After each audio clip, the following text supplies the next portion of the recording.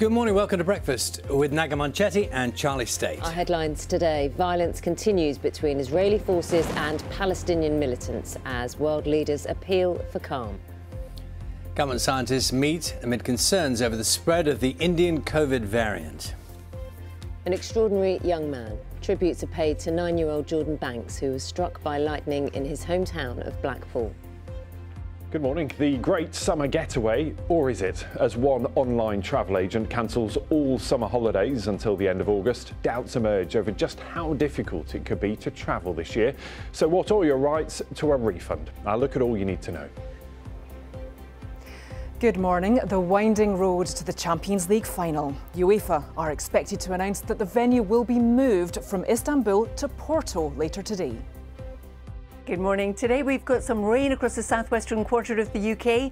It's currently quite heavy, but it will turn more showery as it sinks southwards and eastwards through the rest of the day.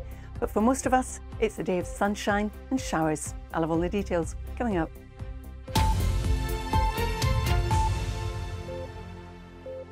Good morning. It's Thursday, the 13th of May. Our top story this morning. Israel's president has warned of a senseless civil war, and world leaders have appealed for calm as violence continued overnight. Palestinian militants launched dozens of rockets at Israel after Israeli airstrikes destroyed a tower block in Gaza City and killed some senior commanders. 67 Palestinians and 7 Israelis have now died since the clashes began on Monday.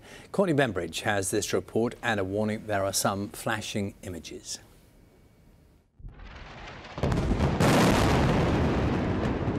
It was another night of explosions in Gaza City as heavy Israeli airstrikes and Palestinian rocket fire continued.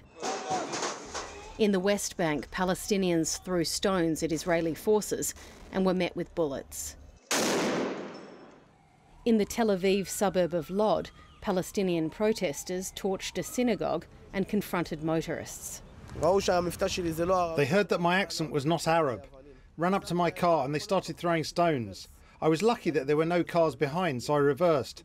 I drove full gas in reverse. I almost ran into people and cars. I didn't see anything. I saw death. Death. Do you know what death is? People jumping at me with stones, throwing stones at me. In nearby Petah Tikva, this residential building was hit by a Palestinian rocket. The Israeli Prime Minister Benjamin Netanyahu has vowed to stop the violence.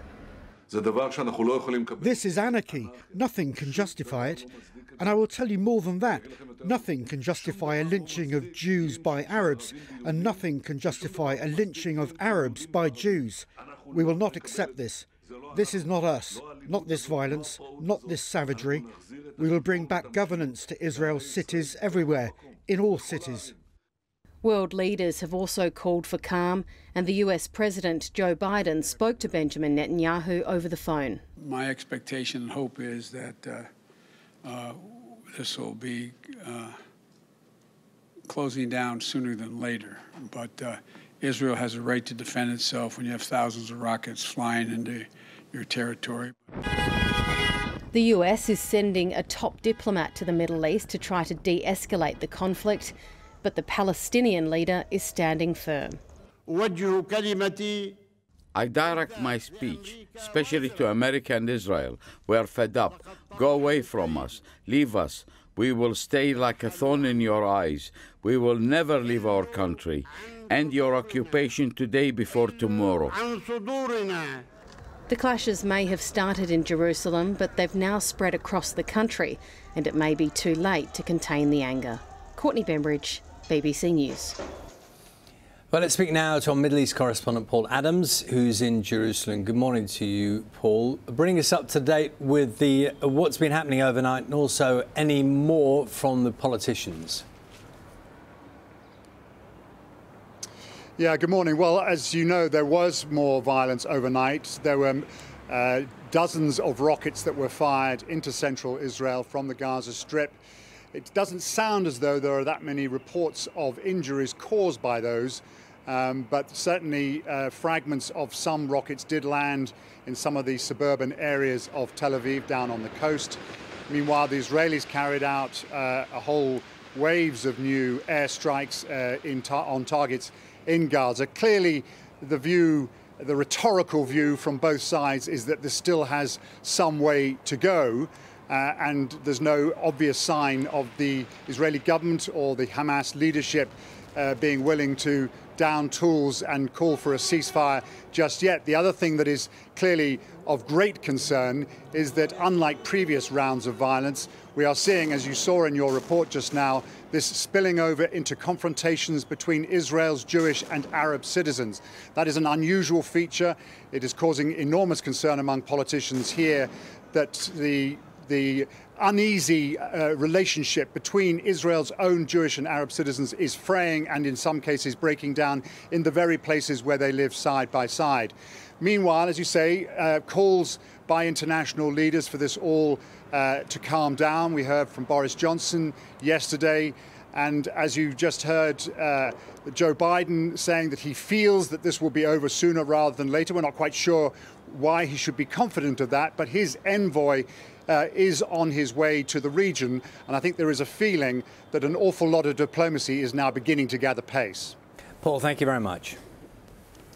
Coronavirus infections in England are at their lowest level since August last year, but the Prime Minister has warned that the highly infectious Indian variant is of increasing concern. The Government Scientific Advisory Group for Emergencies will meet today to discuss the rising number of cases linked to the variant, particularly in some areas of the northwest.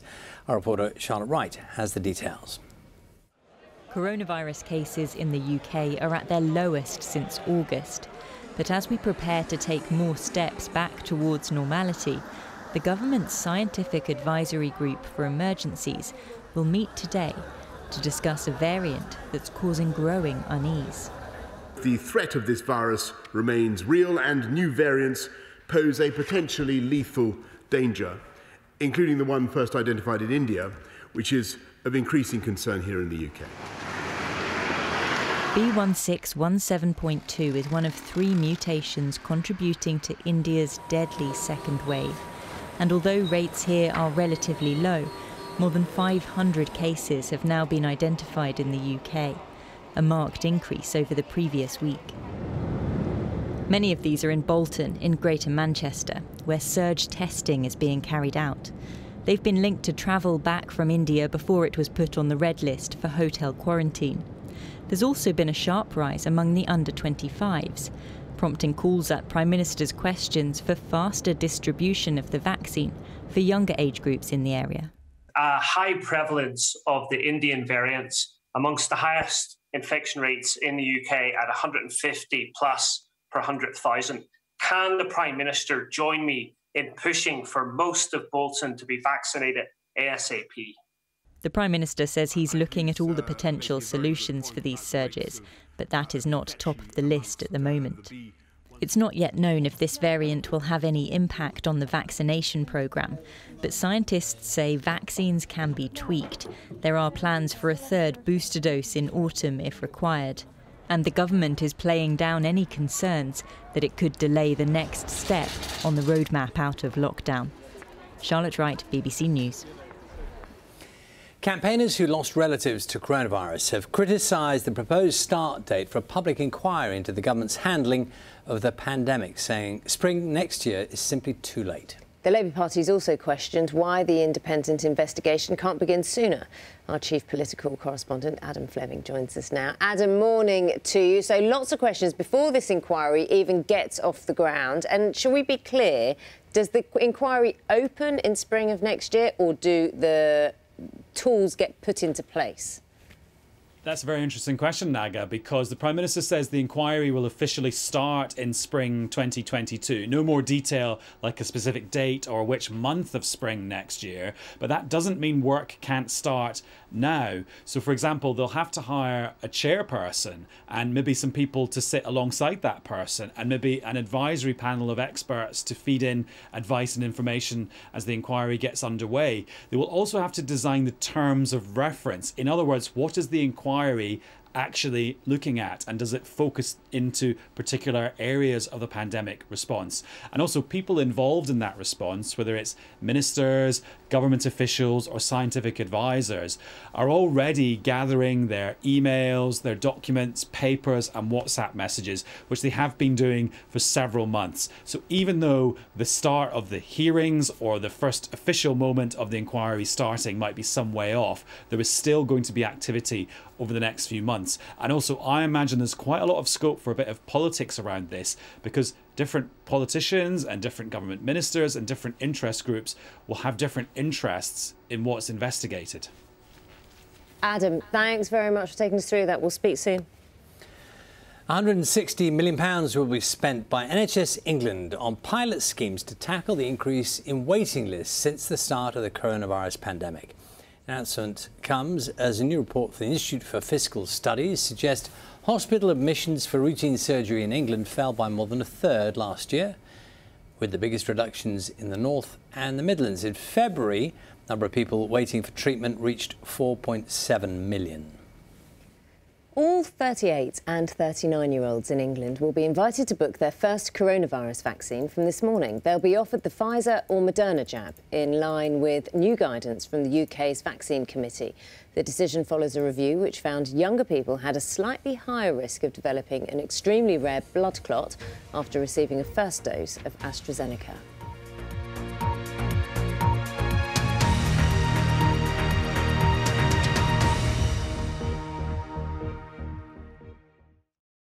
See the headlines as they happen and watch BBC News live in the app and get the full story with bbc.co.uk/news.